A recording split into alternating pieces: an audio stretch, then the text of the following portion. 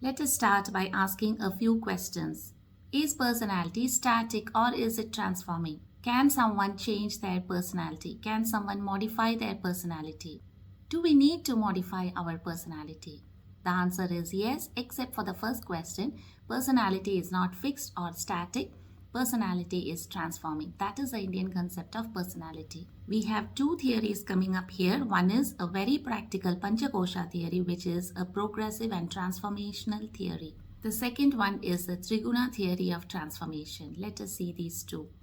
Let us evaluate the very practical Panchakosha theory. As per this, human consciousness has a tendency to reside in any of these five koshas as per our evolution of development. The five koshas are respectively Annamaya Kosha, Pranamaya Kosha, Manomaya Kosha, Vijnanamaya Kosha, and Anandamaya Kosha.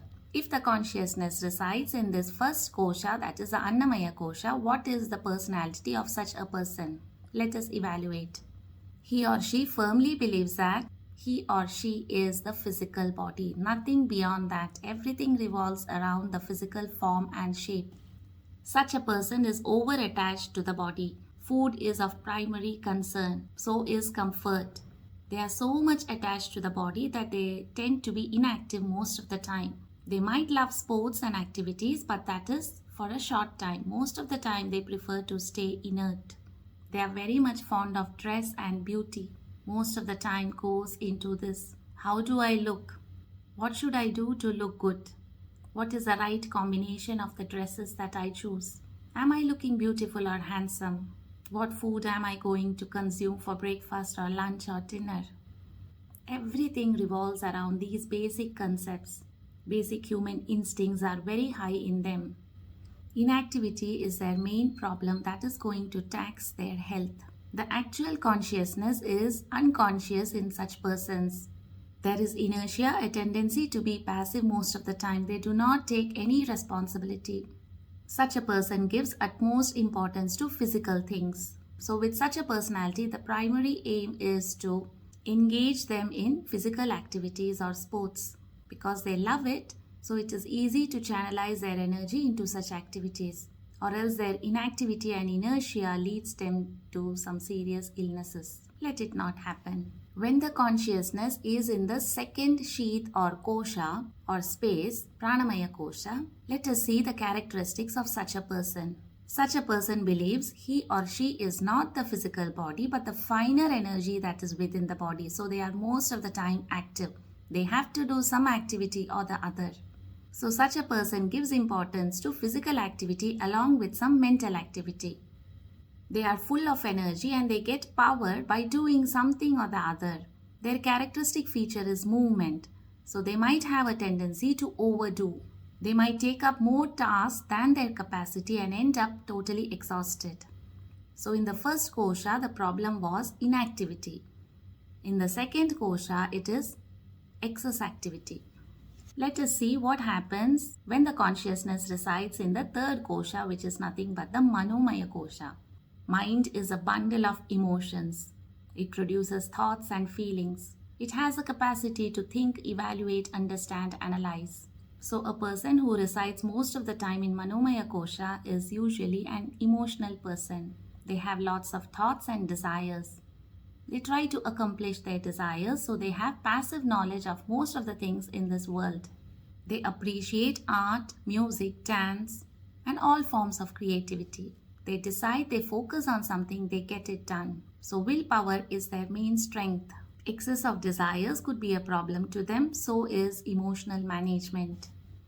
Let us see what happens when the consciousness resides in the fourth kosha, which is the Vijnanamaya kosha. As the term suggests, such persons are knowledgeable. They love literature. They have a natural tendency to keep on learning and growing. Their characteristic feature is acquisition of more and more knowledge every single day. Their decision-making capacity is excellent. They love creativity. They are good orators. Their curiosity is even more excess than with the Manomaya kosha. They try to dig deep and find out the actual reason for whatever they are looking for solutions. Such a person discriminates the information that is taken by the senses. They analyze very, very well. They process it gently. They understand, they judge, and they decide upon the best solution that is essential. They are innovative. They love research and discovery. They might have a tendency to keep on learning and learning so much that the body gets tired. Now let us see what happens when the consciousness resides in the fifth kosha, that is the Anandamaya kosha. Ananda means happiness or joy. Such persons are stable in behavior, firm in decisions, happy and cheerful, and appreciate life. They like to pray, they like to connect with nature. Their power energy is joy and even bliss. Such a person can be termed as a self-realized person. Their main characteristic feature is idea generation and intuition. So how can we identify where does our consciousness reside? Is it in the first, second, third, fourth, or in the fifth kosha? If you have a tendency to be lazy most of the time, inactive most of the time, understand you are in the first kosha. So what has to be done? Engage in some sports or physical activities on a day-to-day basis, not occasionally. If you are in the second kosha, you tend to be active most of the time. So what has to be done here? Rest and relaxation is very, very important. So is sleep. Do not compromise on the sleep whatsoever. How to know if you are in the third kosha? You have knowledge of most of the things. You are self-driven. You are a bit emotional as well. You could get some issues based on the emotions. So what is the remedy here? Try to learn to manage your own emotions. Seek assistance. If the consciousness is in the fourth kosha, how will you understand that? You will be regarded as a knowledgeable and wise person by most of your colleagues or with whomever you interact. And you have a natural tendency to help others. With the knowledge that you have a tendency to help everyone and anyone. If you are in the fifth kosha, you will be most of the time a cheerful personality. You spread peace and harmony to everyone around you. So in a nutshell, we can say when the consciousness resides in the first kosha, you will be termed as an inactive personality. In the second kosha, as an active personality. In the third kosha, as a self-driven personality, a bit emotional as well. In the fourth kosha, you are a wise personality. In the fifth kosha, you are a cheerful and joyful personality. So what is the aim of such a knowledge? It is to understand in which kosha is your consciousness residing and take efforts to transform from number 1 to number 5. 5 is the ultimate best personality as per the Panchakosha theory.